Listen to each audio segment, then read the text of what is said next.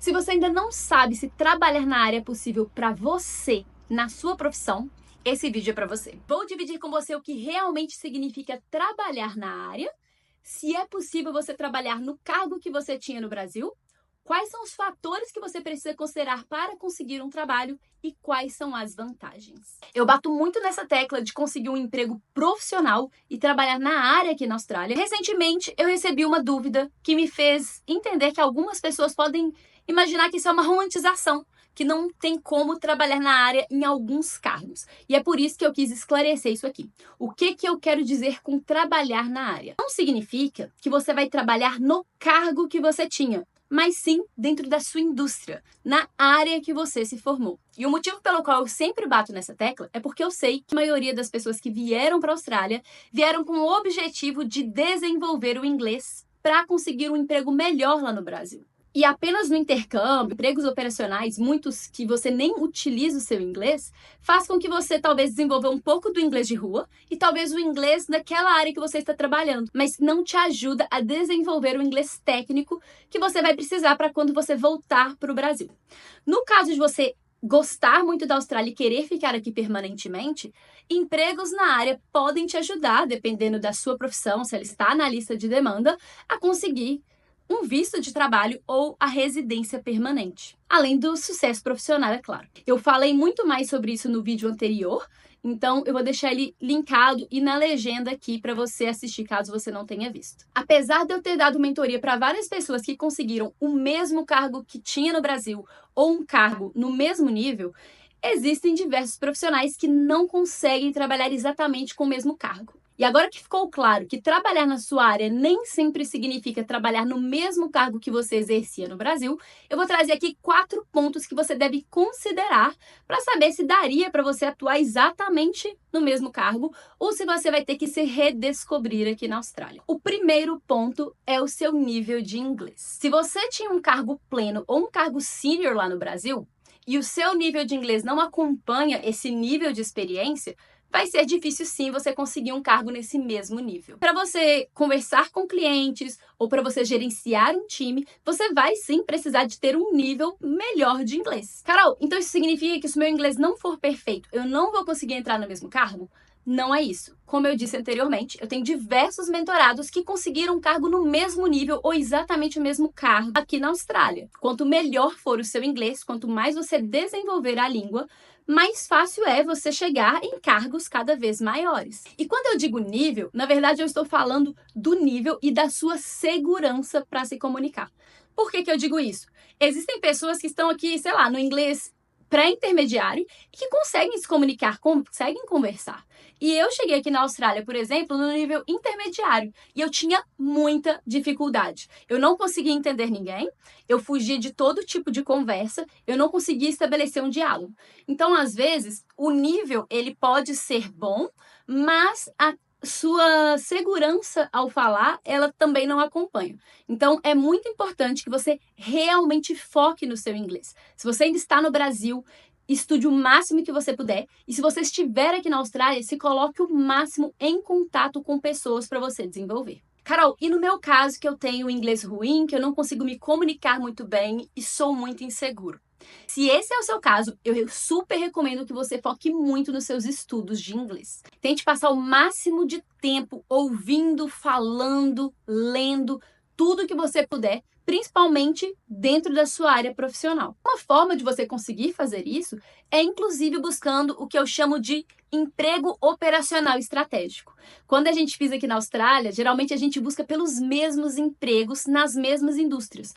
É como faxineiro, como garçom ou garçonete, fazendo panfletagem, fazendo entrega de comida, como ajudante de pedreiro, descarregando container. A gente sempre trabalha nesses mesmos cargos. E muitas vezes a indústria é de uma área completamente diferente.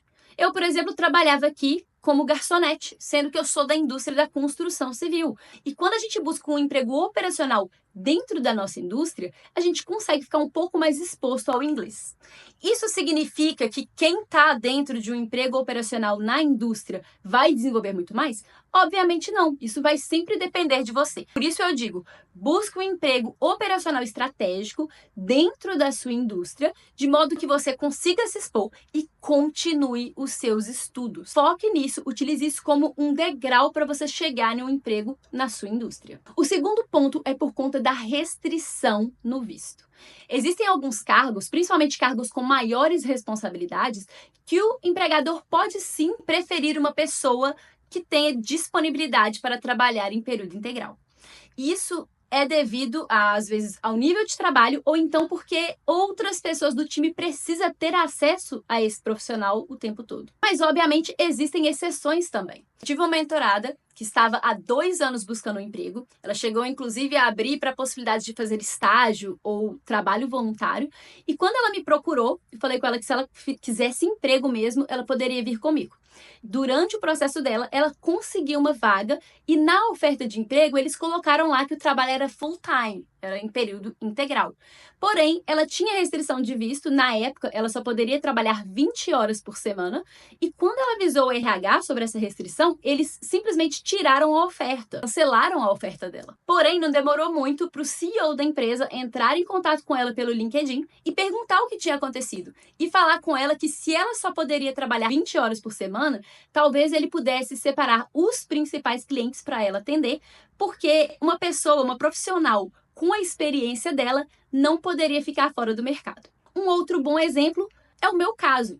Hoje em dia eu sou residente permanente, eu poderia trabalhar por 38, 40 horas por semana, porém eu negociei com o meu empregador trabalhar 24 horas por semana, mesmo eu trabalhando hoje em dia como Project Manager. Neste cargo, é muito difícil trabalhar part-time, porque você tem que fazer reuniões, ir à obra, você é a pessoa que tem resposta para todo mundo do time, qualquer tipo de problema que acontecer, volta para mim. Então, é um cargo, sim, muito difícil de trabalhar por esse período. Mas eu também consegui me vender muito bem e, por isso, consegui negociar com o empregador para eu trabalhar apenas meio período. No meu caso, o empregador já conhecia o meu trabalho, isso obviamente facilitou. Mas é uma coisa que eu foco muito dentro do meu programa, que é se vender muito bem. No caso da cientista ambiental, por exemplo, ela se vendeu de forma que o empregador queria ela. E é por isso que eles abriram uma exceção e a contrataram. Por isso que o principal foco que eu tenho no meu programa de acompanhamento é exatamente se vender muito bem. A ideia é que o empregador veja o seu material, faça uma entrevista com você e fale, eu quero ele, eu quero ela. Porque quando essa é a decisão do time técnico, o RH dá um jeito, entendeu? Ou se essa é a decisão do dono da empresa, eles vão dar um jeito e vão abrir uma exceção e vão trocar o cargo para poder incluir você. O terceiro caso é porque os cargos aqui na Austrália são diferentes dos cargos do Brasil. Eu estou com uma mentorada atualmente que ela é da área de ciências biológicas. E o último cargo que ela trabalhou lá no Brasil era como analista. E a gente fez um mapeamento da área dela aqui na Austrália e este cargo simplesmente não existe. Se ela continuasse se vendendo para esse cargo, escrevendo todo o material dela com o nome desse cargo, buscando para esse cargo, ela simplesmente não chegaria a lugar nenhum. Então, é muito importante fazer um mapeamento muito bem feito da sua área para você entender quais são os cargos que existem. E a gente achou diversos cargos que tinham algumas das responsabilidades que ela fazia, porém com outro nome. Como eu também expliquei no vídeo anterior, o Brasil é mais generalista, enquanto a Austrália é mais especialista. Então, no caso dela, por exemplo, a gente conseguiu encontrar diversos cargos que têm algumas das responsabilidades que ela fazia, mas nenhum cargo que abrange todas. E o quarto caso é por conta da exigência da validação do diploma. Presta atenção que muita gente confunde isso aqui, tá? Existem 2 processos diferentes, os Skills Assessments e a revalidação da sua profissão. Neste primeiro caso, os Skills Assessment, isso aqui, na verdade, é geralmente pedido em alguns tipos de visto para você mostrar que você tem competência. É uma avaliação de competência. Já a revalidação de diploma são para aquelas profissões regulamentadas que têm um processo mais complexo para você mostrar que você pode atuar sim na sua área. Eu recebi uma mensagem outro dia de um engenheiro que estava exatamente confuso nessa parte. Segundo ele já estava trabalhando no processo de validação, iria fazer a prova de inglês, porque depois disso ele estaria apto para trabalhar na área. E para trabalhar na área de engenharia, para trabalhar em algum cargo relacionado com engenharia, você não precisa fazer Skills Assessment. Uma coisa não tem nada a ver com a outra. Eu, que também sou engenheira, há alguns anos atrás, pesquisei para poder ver como é que eu conseguiria conseguir o registro da minha profissão. E sabe o que eu descobri? Para eu ser registrada aqui na Austrália como engenheira, eu precisaria de 5 anos de experiência. Como eu cheguei do Brasil recém-formada, e eu sei que muitas pessoas chegam aqui também com pouquíssimos anos de experiência lá no Brasil, pode ser que você precise trabalhar na sua área aqui na Austrália, inclusive para você tentar ser um engenheiro registrado lá na frente. E apesar de eu não ter feito nem os Skills Assessment e nem ter feito o meu registro como engenheira aqui na Austrália, eu tive 5 cargos dentro da indústria. Já trabalhei como draftsperson, trabalhei como cost planner, graduate engineer, trabalhei como contracts engineer, trabalhei como Project Manager, depois eu trabalhei como Senior Contracts Engineer. E hoje em dia eu trabalho novamente como Project Manager. E essa confusão não acontece apenas na engenharia, tá? Ela acontece em várias áreas. E é por isso que eu vou trazer aqui 3 exemplos. De humanas, de exatas e de biológicas. Eu tenho uma amiga que é advogada e ela trabalhava com direito do trabalho.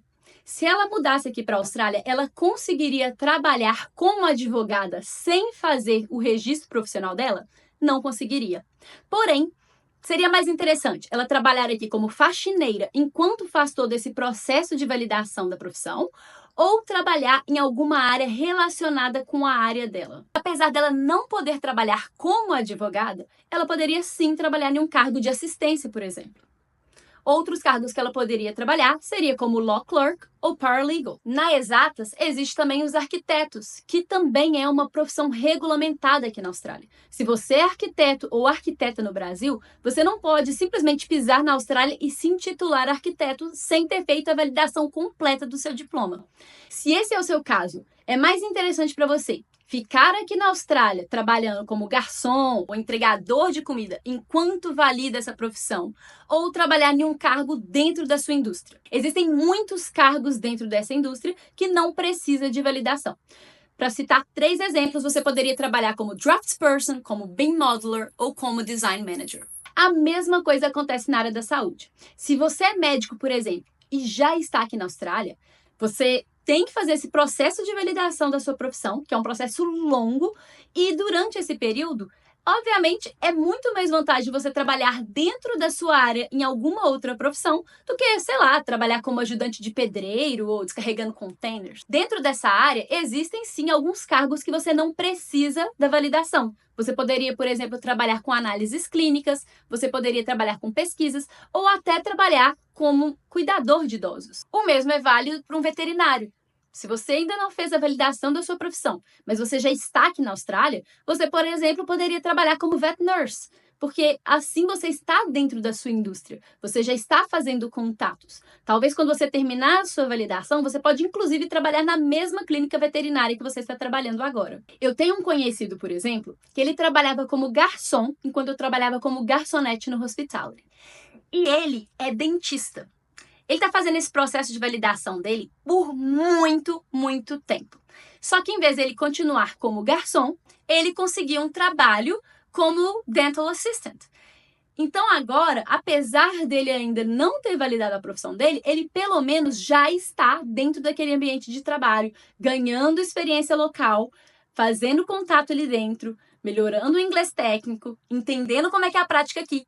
E provavelmente, assim que sair a validação dele, ele terá um emprego garantido. E quais são as vantagens de você trabalhar na sua área de formação, dentro da sua indústria, mesmo que você ainda não consiga trabalhar no cargo que você tinha no Brasil ou no cargo que você deseja trabalhar? Bom, assim você está ganhando experiência local, você está deixando o seu currículo mais forte, você também está desenvolvendo o seu inglês técnico, porque isso vai ser muito importante se você quiser ganhar espaço dentro da indústria e trabalhar em cargos cada vez melhor.